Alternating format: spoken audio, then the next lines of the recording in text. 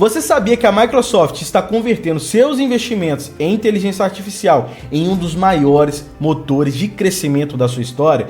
Com um retorno sobre o patrimônio líquido, que é o famoso ROI, em impressionantes 37% e margens muito sólidas. Será que ela continua como uma gigante imbatível na tecnologia ou está escondendo riscos que ninguém está vendo? Será que essa pode ser a ação para receber renda em dólar? Se você quer descobrir, assista esse vídeo até o final. Podemos estar diante de uma grande oportunidade para fortalecer a nossa carteira em dólar. Se você é novo aqui no canal e ainda não me conhece, eu sou Vitor Valério, sou analista CNPI, médico e investidor. Seja muito bem-vindo ao canal Doutor Investidor, o canal que torna o mercado financeiro muito mais simples, muito mais acessível para você, enquanto te mostra verdades que muitos canais por aí preferem esconder.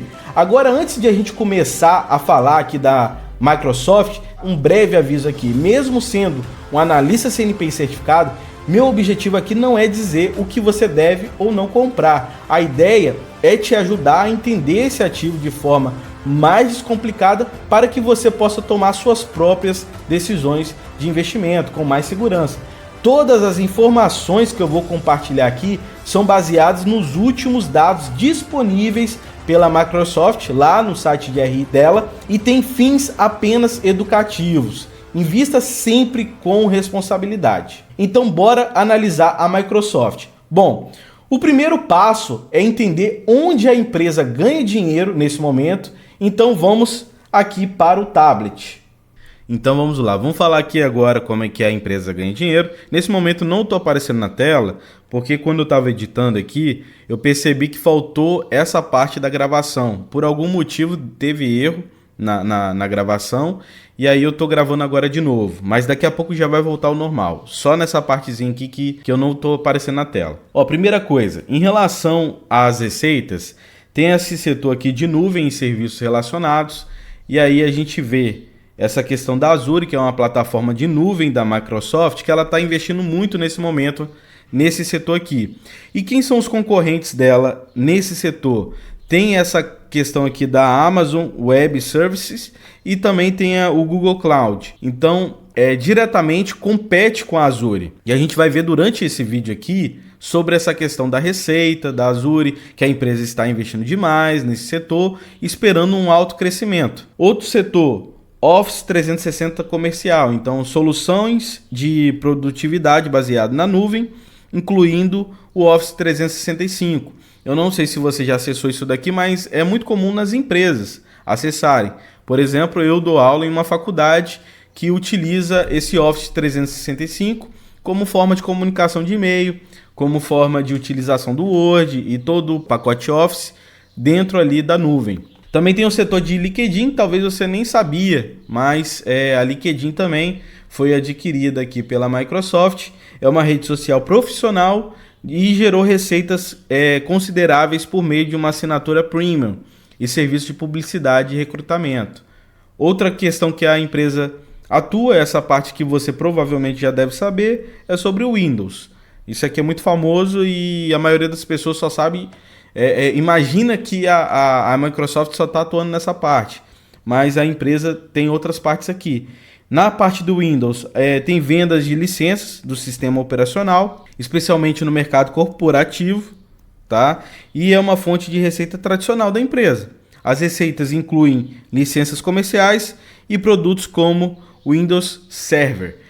Outra coisa, produtos de produtividade e processo de negócio, tem aqui o próprio Office, tem o Dynamics 365 e outras soluções voltadas aqui para gestão de negócio e processos operacionais. Também tem a questão de hardware, então basicamente aparelhos. Então tem dispositivos Surface, esses dispositivos físicos aqui da Microsoft como laptops, tablets, Surface, além de acessórios para PC. São outras áreas aqui, é uma outra área de receita da empresa, embora seja menor em comparação com outros segmentos, ok? Tem também a questão do Xbox, não sei se você sabia, mas o Xbox também aqui está dentro da Microsoft. As receitas provenientes da divisão de games incluem a venda de consoles do Xbox, jogos e assinatura de Game Pass e conteúdos digitais dentro da plataforma. Também tem a Bing, que concorre ali diretamente com o Google. E aí tem essa geração de publicidade digital. Lembra que Google, quando você faz uma pesquisa lá no Google, aparece propaganda. Também quando você entra, por exemplo, em algum site que tenha relação com o Google, vai ter também colocado lá a propaganda. E aí outra coisa que a gente tem que ver é sobre o resultado aqui da empresa no último ano. O que eles colocaram lá no site do RI? A receita teve um crescimento aí de 15% comparado ao ano anterior, o lucro operacional um crescimento de 15%, lucro líquido um crescimento de 10%, lucro por ação, consequentemente, também vai ser de 10%, porque lembra que o lucro por ação pega o lucro líquido e divide pelo número de ações que a empresa tem. No segmento de negócio aqui, se for dividir o que eles colocam, os 3 segmentos, aquilo tudo que a gente falou, a empresa divide em 3 segmentos de negócio. Então, sobre a produtividade e processo de negócio, a receita teve um crescimento de 11% comparado ao ano anterior, com destaque ali para o Office 365 comercial, com um aumento de 3%, o LinkedIn aumento de 10%, o Dynamics 365 um aumento de 19%. Em questão da nuvem, teve um aumento de 19% da receita, com destaque aqui para o Azure e outros serviços de nuvem, que teve um aumento de 29%. Computação mais pessoal teve um crescimento de 14%, com destaque aí para o Windows comercial, que aumentou ali a receita em 11%, e o Xbox em 61%, impulsionado pela essa aquisição dessa empresa aqui que produz games, que é a Activision, que tem vários jogos famosinhos aí que provavelmente você deve ter visto. E aí, que jogos são esses? Tá aqui na tela. Não vou falar o que está escrito aqui, não sei sobre a política da plataforma aqui, se isso dá algum problema. Mas é um jogo de ação ali, entende? Que é muito famosinho no mercado. Tem outros jogos aqui também, como esse, que você está vendo na tela aí. Também tem esse Candy Crush, que ficou muito famoso ali, joguinho de celular. Um tempo atrás a galera ficava ali jogando, achava legalzinho para passar o tempo. Tá dentro desse segmento aqui do King. O Azure é a plataforma de computação da nuvem da Microsoft, como a gente já falou.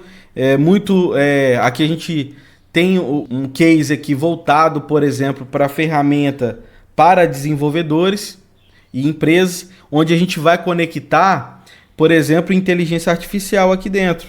Então a pessoa, aqui o desenvolvedor, pode fazer um aplicativo e aí anexar junto com a inteligência artificial. E aí o que seria essa computação em nuvem? Daqui a pouco eu vou falar um pouquinho a mais para ficar mais claro o que esse Azure para que vai servir, né? Como é que pode ser utilizado, mas vamos entender aqui o que é essa tal dessa computação em nuvem. Pensa o seguinte: quando você faz um aplicativo, vai precisar de ter algum local onde vai hospedar alguma coisa ali que você quer colocar no seu aplicativo. Em vez de ficar comprando computadores, o que a pessoa pode fazer? Ela pode adquirir esse serviço online, por exemplo aqui como Azure, em vez de comprar e manter servidores próprios. Então, em vez de ficar investindo em próprio servidor, o desenvolvedor, por exemplo, ou a empresa pode utilizar a nuvem aqui da Azure. Então, além disso, para a gente entender aqui, tá aqui a visão, quais são os exemplos de uso da Azure. As empresas podem hospedar sites e aplicativos, pode também fazer o processamento de grandes volumes de dados, como Big Data, também pode fazer backup e recuperação de desastres, também em relação aos desenvolvedores, podem utilizar a Azure para criar aplicativos baseados em inteligência artificial. A gente vai ver daqui a pouco essa questão de... Eu fiz até uma hipótese aqui baseado na relação da Microsoft com a criadora do ChatGPT. Pode também fazer testes de softwares em diferentes ambientes. As startups podem lançar aplicativos rapidamente, sem precisar investir em infraestrutura. Outra coisa, além disso, setores específicos também podem utilizar aqui a Azure, por exemplo, como na saúde, armazenamento seguro de registros médicos, financeiro. Pode ter também a análise em tempo real e compliance com regulamentações, educação, plataforma de aprendizado online. Então, cada vez mais que for utilizado a Azure, o mercado provavelmente vai ver isso como positivo e também a empresa vai ter mais receita. Então, teve investimentos aqui na Azure e isso tem que entregar resultado, baseado em tudo que a gente falou aqui em cima. Se não tiver um resultado esperado, o mercado pode jogar essa ação para baixo. Isso a gente vai falar em riscos daqui a pouco, porque teve um grande investimento aqui, tanto em maquinário quanto o local para colocar essas máquinas. Outra coisa, eu fiz esse comentário sobre a relação com a OpenAI, porque eu vi, não vou fazer propaganda aqui, mas teve uma plataforma de streaming que teve um seriado baseado no Bill Gates e mostrando essa relação muito próxima com a OpenAI. E aí eu fui pesquisar se tinha essa relação com a Microsoft. E aí eu achei notícias falando sobre isso, que a Microsoft tem uma relação estratégica com a OpenAI, que eu já falei, que é a produtora do ChatGPT, sendo uma das principais investidoras e parceiras da empresa. Em 2019, a Microsoft investiu em torno de 1 bi na OpenAI. E aí o que acontece? Essa parceria se expandiu nos anos seguintes com a Microsoft, integrando ali modelos de inteligência artificial da OpenAI em seus produtos, como a Azure. Então teve esse Azure OpenAI Service. Então, o que acontece? Aqui os desenvolvedores de aplicativo, por exemplo, pode utilizar essa plataforma para integrar no seu aplicativo o serviço aqui da OpenAI. E isso eu vejo como benéfico, entenderam? E aí além disso, a Microsoft é a principal fornecedora da infraestrutura em nuvem para a OpenAI. Então, se a OpenAI cresce, isso também eu vejo como um gatilho para o crescimento aqui para a Azure. Lembrando que pode surgir aqui um grande competidor e tomar esse mercado. Então, é um risco que a gente vai falar daqui a pouco lá na frente. Continuando, então agora a gente volta de novo aqui para o RI. Até agora eu fiz uma pausa para fazer algumas observações. Outra coisa que foi falado lá no resultado, na questão da nuvem, teve ali um crescimento de 21% da receita comparado ao ano passado. Destaques estratégicos, investimentos na inteligência artificial, continua sendo o foco estratégico da empresa, como a gente já falou, buscando liderar a nova tecnologia. Forte crescimento em assinaturas do Microsoft 365, isso também eu vejo como positivo. Retorno para os acionistas. A empresa fez recompra de ações e pagamento de dividendo. Desempenho anual, a receita ali é maior em 16%, lucro operacional 24%, lucro líquido 22%.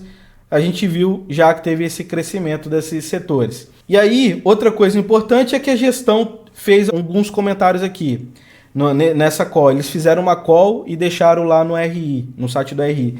Eles destacaram a inovação e a confiança dos clientes, com ênfase em atender necessidades críticas e liderar o setor de IA. Outra coisa, ressaltar o crescimento recorde da receita nuvem e reservas contratuais. Quais são as perspectivas aqui e desafios para a empresa? A Microsoft continua investindo em IA, nuvem e produtos estratégicos, mas enfrenta riscos como competição acirrada, questões ali de segurança cibernética, regulamentações governamentais. E aí a conclusão, a Microsoft reportou um forte desempenho financeiro e com destaque para o crescimento de receita de nuvem e integração da Activision. Tá? Quem são esses dois aqui? Que é importante também você entender. O CEO que está aqui é novo, ele tem um tempo na empresa. Porque a gente vai ver daqui a pouco a análise fundamentalista, o que veio acontecendo com as margens, o que veio acontecendo com a receita. Se esse CEO tem um tempo aqui na empresa, tudo que a gente for ver de resultado é dessa gestão. E aí a gente vai ver se essa gestão é boa ou não. Mas esse site aqui é o presidente do conselho e CEO, que ele assumiu em 2014, então tem um tempo. E quais são as contribuições dele para a Microsoft? Ele fez a transição para a nuvem, Ele teve a liderou ali essa questão da IA, então ele posicionou a Microsoft como líder no setor de inteligência artificial, com integração de tecnologias avançadas, estilo de liderança conhecido pelo seu foco em inovação, então essa é a visão desse CEO, cultura colaborativa e empatia, e ele redefiniu a cultura corporativa da Microsoft. Aqui está mostrando qual é a formação dele. Ele já ocupou cargos de liderança em áreas como Azure, Office e Bing, que são os braços aqui da Microsoft. É formado em engenharia elétrica, e aí tudo aí sobre o currículo dele, que eu não vou entrar muito a fundo. A Amy, ela é a vice-presidente executiva e CFO, e ela assumiu aqui em maio de 2013, tá? Ela lidera estratégias financeiras da Microsoft, incluindo planejamento, análise e a gestão de investimentos. E aí tá os marcos dela: resultados financeiros robustos, apoio e aquisições estratégicas, por exemplo, como a aquisição da LinkedIn, o GitHub, que isso aqui é um sistema que, por exemplo, alguém desenvolve um aplicativo, por exemplo, independente, ele sobe lá e aí tem pessoas que disponibilizam isso de graça. E igual, por exemplo, tem uma inteligência artificial que muda o rosto da pessoa. Então, por exemplo, tem uma inteligência artificial que ficou famosa, que pega alguém e aí simula ela falando alguma coisa. Tem aplicativos disso lá no GitHub. Outra coisa, a Activision, ela liderou essa aquisição, gestão de custos e investimentos, carreira de formação, qual que é o currículo dela. Então ela ingressou na Microsoft em 2002, ocupou vários cargos financeiros antes de se tornar CFO e é formada em economia. Beleza? Agora voltando para os resultados. Sobre o CAPEX. Na teleconferência, eles falaram aqui que o CAPEX relacionado a IA e nuvem teve um grande investimento. Então, 50% do CAPEX no resultado desse ano de 2024 foi destinado a ativos de longo prazo, como terrenos, construção de data centers, que serão monetizados aí por até 15 anos. E isso vai depreciar ao longo do tempo, claro, como a gente já falou aqui já no canal sobre outras análises. O restante foi para servidores, CPUs, GPUs, para atender a demanda por IA e nuvem. E a Microsoft destacou que os investimentos em infraestrutura são ajustados dinamicamente de acordo com sinais de demanda. O CAPEX que eles projetam aqui para 2025, espera-se um aumento no gasto, né, nesses investimentos, impulsionado pela necessidade de expandir a capacidade em infraestrutura para atender a crescente demanda de serviços de IA e nuvem. Então, tem que continuar essa demanda por esse sistema, e a empresa está bem posicionada nisso. E se for exigido mais, o que eles estão falando é que vai investir mais. E a empresa também enfatizou que há flexibilidade para ajustar os gastos com os servidores, dependendo do volume de consumo. Impacto do CAPEX no crescimento. A Microsoft indicou que, embora o CAPEX esteja em níveis elevados, há um alinhamento com a expectativa de crescimento da receita da nuvem e dos serviços baseados em IA. E aí, esse CAPEX, para você entender, basicamente é investimento em ativos, tá? Isso aqui é importante para o valuation, por isso que eu estou pontuando isso daqui. Então aqui agora a gente vai entrar mais sobre os custos e despesas. Lembra que eu falei isso no vídeo anterior, quando a gente foi falar da Raizen? Vou deixar o link aí embaixo, que eu falei essa questão, né, que a empresa vai ter a receita, vai retirar custos e despesas, tudo vai descontando várias coisas ali até chegar ao lucro líquido. Então é importante a gente entender qual é o custo e despesa dessa empresa. Então ela tem um custo com hardware. Então, basicamente aqui, por exemplo, a Microsoft vende produtos de hardware como consoles de Xbox, Surface, que tem os tablets, laptops, além de acessórios eletrônicos. Então, custos diretos com a manufatura aqui vai impactar também na receita, vai ter o desconto. Se aumentar esse custo, ou seja, se ficar mais caro produzir, vai reduzir o lucro líquido. Software, relativamente menor comparado ao hardware, o custo, mas no início vai ter um custo elevado, porque vai ter questão de desenvolver, pesquisar, o salário de engenheiros. No início o gasto é um pouquinho maior, mas no final lembra, né, que aqui não é uma coisa física. vai ser alguma coisa que pode ter cópia ali. Eu vou replicar isso, eu vou copiar e vou vender essa cópia. Impacto no lucro. Tanto o custo de produtos vendidos impactam diretamente a margem bruta da Microsoft. No entanto, o software tradicional da Microsoft, como o Windows, Office, tem margens muito mais altas do que o hardware, que é mais intensivo em capital. Entendeu? Outra coisa, custo de serviços prestados. Então, serviço de nuvem, como Azure. Os custos para operar o Azure, como gastos de infraestrutura, como data centers, consumo de energia, né, porque o equipamento vai gastar energia, segurança de dados, e o pessoal técnico vai entrar como custo também. E aí, se esse custo aumentar, também vai reduzir no final o lucro líquido. Outra coisa, outros serviços, como a LinkedIn e a Microsoft 365. Esse serviço tem custos variáveis, pode variar, por exemplo, como suporte ao cliente, manutenção de servidores e operações. Impacto no lucro, isso também pode impactar no final. Se esse custo aumentar, vai impactar no lucro no final. Despesas com pesquisa e desenvolvimento. A empresa está gastando muito agora para poder se manter como líder em tecnologia, então para produzir mais tecnologia aqui, como inteligência artificial, vai gastar mais em pesquisa e desenvolvimento, e isso pode reduzir no final o lucro. Outra coisa, despesas operacionais, por exemplo, como marketing.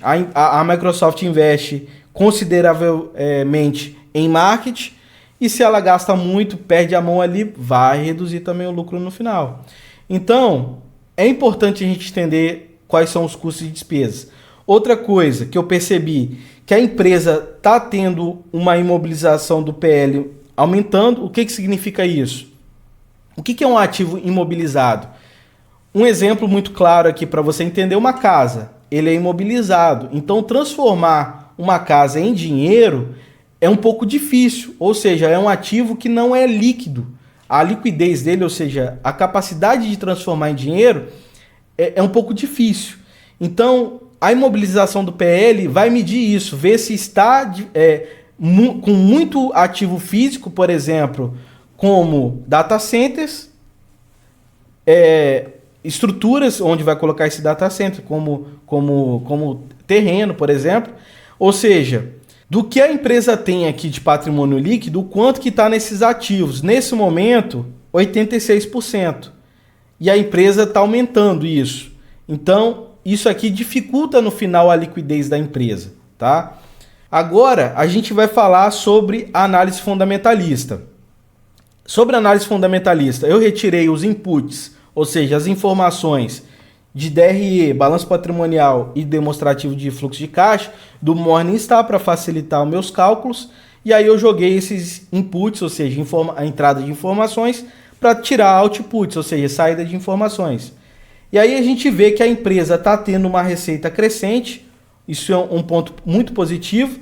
E aí quando a gente calcula o crescimento composto, que é o CAGR, ou KH, alguns chamam de KH, mas nos últimos 5 anos foi de 14%, se a gente for considerar o TTM, e anualmente próximo a 14% também ali, ou seja, 14%. O crescimento composto do lucro foi de 17%. Então perceba que o crescimento é muito grande, é um crescimento robusto. A despesa também veio aumentando, mas perceba que, apesar da despesa vir aumentando, o lucro líquido vem aumentando. Isso significa o quê?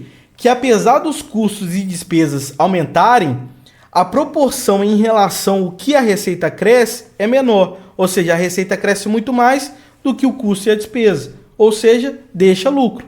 Se deixa lucro, o que acontece com a margem? A margem líquida aumentando.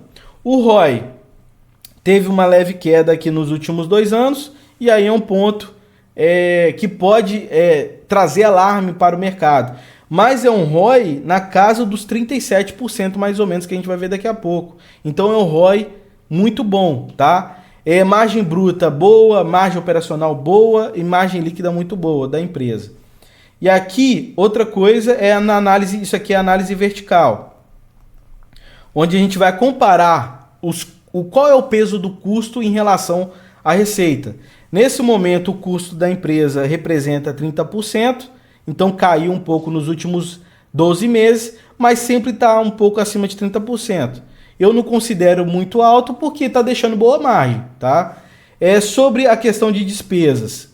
Nesse momento, no TTM, em torno de 13%, então também não está tão alto porque está deixando margem boa. Sobre o resultado financeiro, lembra que a gente tem aqui, ó, nessa linha, receita e despesas com juros. Nesse momento é um resultado positivo. Então, em relação à receita, está sendo mais do que a despesa financeira, tá? Aí, sobre a dívida bruta teve uma queda nesses últimos anos e subiu um pouquinho agora no TTM. E aí, a gente tem que olhar qual que é o peso dessa dívida. Se a gente for perceber aqui, ó, nessa linha de endividamento financeiro, isso aqui também é o meu cálculo baseado nos inputs da Morningstar, tá? O endividamento financeiro da empresa é de 20%. Inclusive, ela vem caindo, ó.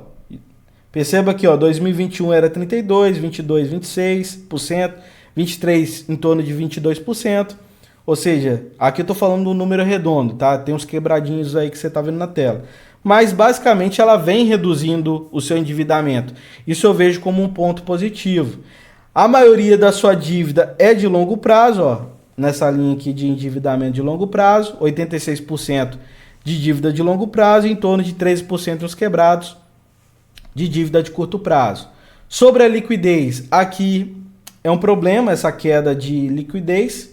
Lembra que eu já expliquei isso? Liquidez é basicamente a empresa vai utilizar seus ativos dentro do balanço patrimonial, e a gente utiliza outras coisas também aqui para cálculo, que eu não vou me aprofundar muito, porque a minha intenção não é complicar, é descomplicar para você. Mas basicamente esse cálculo serve para quê? Para a gente ver, baseado no que a empresa tem no seu balanço patrimonial, se ela for liquidada, se ela pode ou não honrar com seus compromissos. E aí a liquidez corrente está em 1,3, ou seja, está acima de 1.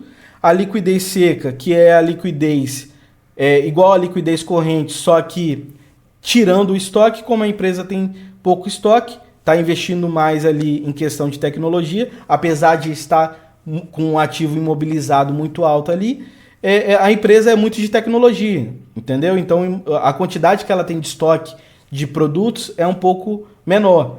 Então é muito próximo ali. Claro que vai ter uma pouca diferença, mas como só tem uma casa decimal ali para o lado, a gente está vendo que está praticamente igual. A liquidez geral já está abaixo de 1, então ali é um ponto negativo. Antes já teve acima de 1, ó, 2023, 2022, 2021 estava muito bom, ó, 2020. E inclusive a liquidez corrente seca antes estava melhor. Nesse momento ela vem reduzindo. Então é um alerta para a gente ficar olhando. Tá? Sobre as margens, margem bruta muito boa, uma margem de 69% e uns quebrados, a margem operacional de 44% e uns quebrados, e a margem líquida de 35% aqui. Outra coisa, ROI. O ROI de 37%, que é o título desse vídeo, que eu coloquei na thumb. Então olha só, um ROI muito expressivo. Lembrando que o ROI é o quê? É o lucro líquido dividido pelo patrimônio líquido, e eu já expliquei no vídeo anterior que eu faço um patrimônio líquido médio. Se você quer ver essa explicação, é só voltar lá no vídeo, tá? E o imobilizado eu coloquei aqui. Sobre o dividendo, nesse momento, a empresa está retendo grande parte. Claro, a empresa está tentando crescer. Quando a empresa está crescendo, ela não vai ficar distribuindo muito dividendo. Isso é natural da empresa. Tá? Então, ela retém 71%, mais ou menos, uns quebrados, e retém 28%. Sobre o guidance, o que é o guidance? Também já expliquei aqui no canal, mas basicamente a perspectiva da empresa para os próximos anos. A empresa espera que o impacto do câmbio seja insignificante, e aí vou fazer uma pausa aqui para poder explicar uma coisa. Sobre esse contexto de câmbio, o que quer dizer isso aqui para a empresa? Basicamente, a taxa de câmbio estável para a empresa é bom. Por quê? A empresa ela negocia em vários países. Então, ela atinge mercados globais. E aí, se eu tenho muita variação, eu tenho muito impacto cambial, isso no final acaba impactando na receita, no lucro líquido da empresa. E aí a empresa está falando que ela espera que esse impacto seja insignificante. Então a empresa está falando que tem uma gestão eficiente de riscos cambiais e a empresa demonstrou aqui capacidade de gerenciar o impacto cambial. Sobre o guidance também aqui, o que eles esperam? Sobre a receita por segmento, na produtividade e processo de negócio, um crescimento de 10% a 11% em moeda constante. Sobre o Office, um crescimento de 14%. LinkedIn, crescimento nas faixas altas de um dígito. No Dynamics 365, crescimento também de 2 dígitos baixos a médios. A nuvem inteligente, a questão aqui do cloud, crescimento de 18% a 20% em moeda constante. O Azure, um crescimento de 28% a 29%. Na questão de mais computação pessoal, um crescimento de 9% a 12%. E no game, eles esperam um crescimento da receita de 30%. E aí, aqui está muito em linha com o que eu vou falar daqui a pouco sobre o meu valuation, sobre o crescimento da receita.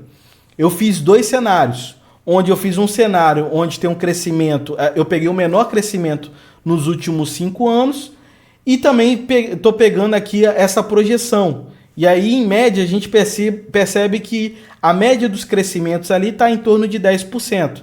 E aí eu vou jogar isso no meu valuation, que eu vou falar daqui a pouco. Outra coisa, perspectivas estratégicas. A Microsoft continua investindo em IA e nuvem, ajustando os investimentos conforme sinais de demanda. A expansão global em infraestrutura para suportar crescimento de longo prazo. Os investimentos em IA já estão mostrando margens melhores que as do ciclo inicial da nuvem. E aí isso daqui, qualquer coisa que varie de forma negativa pode impactar no final o crescimento, a cotação da ação. Em resumo, o guidance reflete aqui otimismo em relação ao crescimento contínuo impulsionado pela IA, nuvem e diversificação de produtos. Em relação a riscos e oportunidades da empresa. Oportunidades, o crescimento contínuo na nuvem e IA, isso pode ser um gatilho aqui para crescimento nos próximos anos. Diversificação de receita em segmentos robustos. Agora, quais são os impactos aqui? Quais são os riscos? Aí a gente tem que olhar para a questão macro e microeconômica. Em relação à taxa de juros, o que pode acontecer? Se subir ou se cair, o que vai acontecer? A relação da taxa básica de juros são críticas para o valuation da empresa, porque taxas altas aumentam o custo de capital, porque a empresa tem dívida. E aí ela pode pegar mais aquisições, fazer mais aquisições e se endividar, e isso vai aumentar o custo. E no final, o que acontece? Lembra que a gente tem uma taxa de desconto, que eu vou falar daqui a pouco. O que eu utilizo é o WACC. Dentro do WACC, a gente utiliza o custo de capital. Se a taxa básica de juros do país sobe, esse custo de capital fica maior. E aí, o que acontece? Como é que funciona o valuation? A gente pega o fluxo de caixa. Deixa eu colocar aqui um espaço maior para a gente ver o conceito. A gente pega o fluxo de caixa, projeta para o futuro. Então vamos dizer, eu espero que tenha um crescimento de 10% ao ano. Então eu vou pegar a cada ano e projetar isso. Só que eu tenho que trazer isso ao valor presente, porque o dinheiro de hoje vai valer menos no futuro. Então eu tenho que ver quanto que vale no valor de hoje para poder ver se vale a pena ou não. E aí o que eu faço? Eu utilizo uma taxa de desconto. Que, por exemplo, a gente utiliza o WACC, que eu vou explicar daqui a pouco qual a premissa que eu utilizei. E dentro disso, a taxa básica de juros entra como um dos fatores para o cálculo de WACC. Outra coisa, a inflação vai aumentar os custos operacionais também. Então, além do custo de capital, o custo operacional. Então, energia, salários ficam mais caros. Pode afetar negativamente as margens do lucro aqui por causa disso, especialmente em mercados mais dependentes de hardware. Entendeu?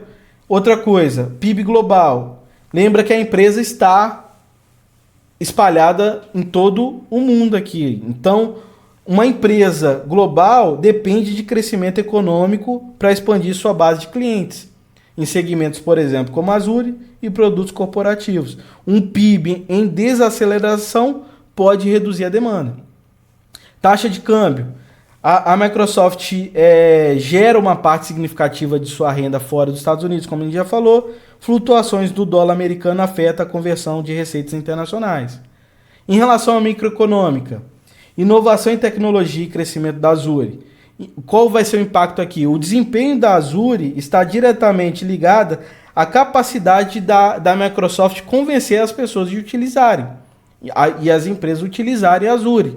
Então, ela tem que pegar a participação de mercado. Se eu tenho um concorrente tomando o lugar da Microsoft aqui nesse segmento, vai ser um problema.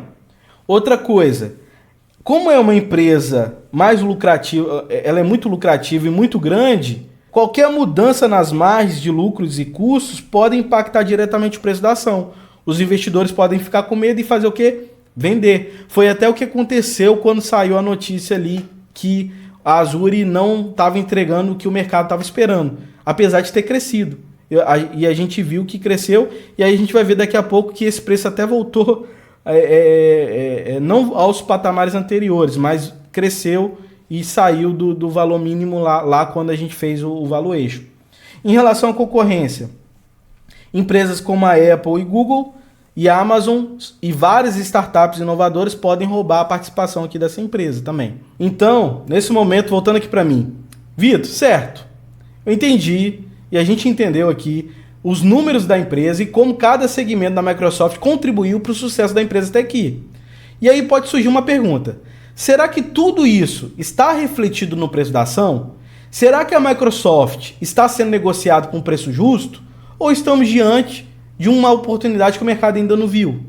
Vamos entrar agora na parte tão esperada do vídeo, que é o valuation, para responder essa pergunta. Mas antes, deixa eu te pedir uma coisa. Se essa análise está te ajudando a entender melhor a Microsoft e a ganhar mais confiança para tomar suas decisões, deixa o seu like agora mesmo, e é ele que mantém esse conteúdo gratuito e acessível para você e para outros investidores que também buscam investir com mais segurança e fugir daquela insegurança de não saber em que momento investir, se vale a pena ou não. Sério, esse like parece simples para você, mas faz toda a diferença para a gente continuar aqui trazendo análises detalhadas como essas, exclusivas, porque afinal não é todo canal que está fazendo isso daí por aí e de fato é analista CNPI, beleza? Agora que você deixou seu like, espero que você tenha deixado seu like, vamos para o tão esperado valuation. Aqui no valuation, só vou fazer um comentário. Por que eu fiz esse valuation da Microsoft? Ela teve uma queda de mais ou menos 6% quando saiu ali a notícia sobre o resultado da Azure, por exemplo, e o mercado estava esperando um pouco mais e veio abaixo do esperado. E aí o mercado despencou e eu fiz a seguinte pergunta: faz sentido isso, esse preço? E aí eu fiz o valuation nesse dia. E aí percebo que depois o mercado corrigiu de novo, voltou o preço a subir. Sobre o valuation, eu criei dois cenários. O primeiro cenário eu considerei um crescimento de 6,8%, 88%, que foi o menor crescimento nos últimos anos. Aqui considerando o crescimento de 2022 para 2023. O segundo cenário, eu olhei primeiro para uma coisa. O crescimento composto anual de próximo a 14%, eu considerei isso e coloquei um valor abaixo. E esse valor abaixo foi baseado em quê? No guidance. Lembra que eu já tinha adiantado que no guidance eles estimaram qual o crescimento da receita para tudo ali nos próximos anos? E eu tinha falado que a maioria estava próximo a 10%, então por isso que eu coloquei esse cenário de crescimento de 10%. E aí, baseado nisso, tem essa tabela aqui, o print da minha tabela do cálculo. Isso aqui foi valuation pelo método de EVA, o método descontado de EVA, e o preço justo da ação. Lembra que eu falei que quando eu fiz o valuation estava em cotação de 406. Nesse momento está mais alto, que a gente vai ver daqui a pouco. O valor justo seria de 432. Só que nesse momento a cotação está mais alta, a gente vai ver daqui a pouco. Tá? Que eu vou explicar o porquê que eu estou de dor no cotovelo com essa ação agora. Tá? Por enquanto eu vou manter a análise imparcial até o momento. Segundo cenário, é um cenário, lembra que é um cenário mais arriscado, tá? Um cenário mais otimista e arriscado. Um crescimento de 10%.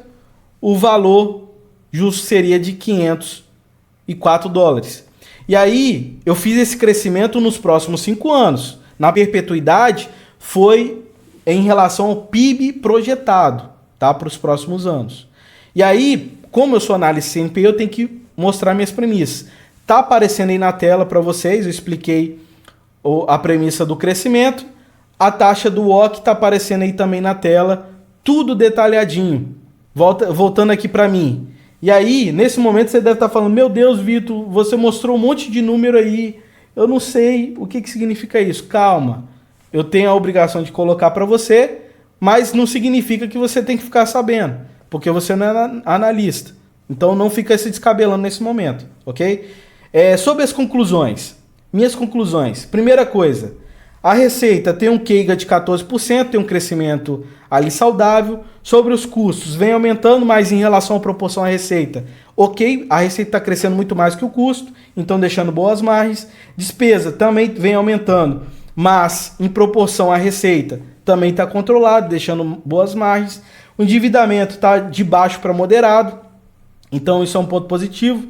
As margens boas e estáveis, mostrando que a operação e a parte financeira está saudável, mas lembra, um alerta, qualquer variação da margem pode jogar a ação lá para baixo, porque é uma empresa muito grande, o mercado todo está de olho, e qualquer coisa que venha abaixo do esperado, o mercado pode despencar essa ação um pouco, né, como a gente já viu anterior.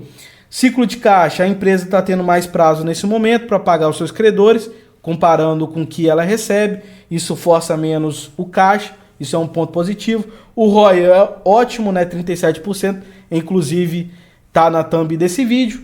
Imobilização do PL veio aumentando. Eu vejo isso como uma coisa que a gente tem que observar, como um risco, porque diminui a liquidez da empresa a curto prazo, mas está dentro da estratégia da empresa. Investir em ativo ali para poder fazer o crescimento da linha da Azure, por exemplo, a linha da inteligência artificial. O preço, em relação ao primeiro cenário, que é mais conservador, nesse momento estaria dentro do preço justo, tá? Comparando a cotação de hoje, que eu vou mostrar daqui a pouco. No segundo cenário, vou sair daqui da frente porque eu estou aparecendo na frente aqui. Seria que o cenário mais otimista teria uma possibilidade de um upside um pouquinho maior. Não pretendo, eu tenho que avisar isso como analista, não pretendo atualizar as análises aqui no canal, mas eu vou fazer minhas considerações aqui no final como investidor. E lembrando que isso não é indicação nem de compra nem de venda, tá? E aí eu quero mostrar uma coisa aqui, que é isso daqui. Isso daqui é o gráfico da Microsoft. Quando eu fiz a análise, foi nessa queda aqui nesse fundo. E aí, nesse momento, foi uma alta desde o momento que eu analisei de quase 5%, 4,6%. E aí tá a dor de cotovelo aqui. Por quê? No dia que eu tinha analisado, eu vou colocar até o print aí na tela, eu tinha colocado no meu grupo privado, onde tem aluno meu de mentoria individual, que eu avisei do momento da queda, que está aparecendo aí na tela para vocês. E aí eu vou voltar aqui. A queda do quê? Do Bitcoin, que foi nesse momento aqui, ó, que está aparecendo nesse fundo aqui. Do momento que eu iniciei a gravação, porque agora deu uma queda aqui. Do momento que eu tinha iniciado a gravação, era uma alta de 47%. Eu vou pegar aqui do momento que está agora, que eu estou gravando. Seria 43%, quase 44%. Ou seja, mais de 40% de rentabilidade. Se a gente for olhar aqui, ó, desse momento que foi aqui, ó, até aqui, mais ou menos 36 dias, tá? Então, mais de 40% em 36 dias. Então, o que eu fiz? Eu aloquei dinheiro nisso aqui e não aloquei na Microsoft. Então, voltando aqui para mim. Eu pretendo, no futuro, ficar olhando essa ação para colocar na minha carteira, mas a dor de cotovelo está aqui. A ação caiu e depois ela voltou a subir. E não deu para poder comprar. Então, resumindo, esse ativo está em linha com a minha estratégia de investimento. Pode estar ou não na sua. Quero que você comente aí nos comentários se você gostou da empresa ou não. E isso não é indicação de compra ou venda, apesar de eu ser analista e poder fazer isso, a minha intenção não é essa, a minha intenção é descomplicar, tá? E eu vou ficar monitorando, e aí se tiver alguma oportunidade no futuro eu posso comprar. Nesse momento eu não vou comprar porque está próximo ao preço justo do primeiro cenário. E aí se eu comprar eu quero que esteja mais descontado no primeiro cenário e pensar no segundo cenário como o alvo, tá? E aí, gostou dessa análise da Microsoft? No próximo vídeo eu vou trazer um insight de um dos maiores investidores da bolsa de todos os tempos, Warren Buffett. Vai ser uma aula pra gente. Eu vou trazer esse tipo de conteúdo às vezes para vocês, porque considero algumas pessoas como mentores. Um deles é o Warren Buffett, que indiretamente eu li alguns livros. Quando eu comecei a investir foi uma das coisas que me fez virar analista. Eu queria saber analisar cada ativo que eu colocava na minha carteira. Entendeu? Então, vai ser uma aula pra gente. Então, deixe seu like, inscreva-se no canal e ative o sininho das notificações para não perder esse conteúdo exclusivo. Até o próximo vídeo, um abraço e até a próxima.